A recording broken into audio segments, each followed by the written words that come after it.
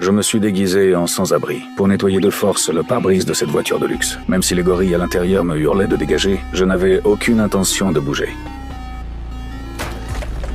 L'un d'eux est sorti pour m'écarter violemment, mais je l'ai mis au tapis en un clin d'œil. Son complice, voyant que ça tournait mal, a préféré prendre la fuite sans demander son reste. La fille à l'intérieur, terrifiée, a ouvert la portière arrière pour s'enfuir à toutes jambes. Après avoir neutralisé le garde du corps, je me suis lancé à sa poursuite. Je l'ai rattrapé en quelques minutes et je l'ai embarqué de force. Qui aurait cru que 2 gardes du corps professionnel et armés se feraient corriger par un simple vagabond? Vincent était hors de lui. C'était son territoire. Il a mis une prime de 50 millions sur ma tête, jurant de récupérer sa fille coûte que coûte. Sur la route, alors que je lui tendais une bouteille d'eau, elle en a profité pour m'assommer avec une clé anglaise.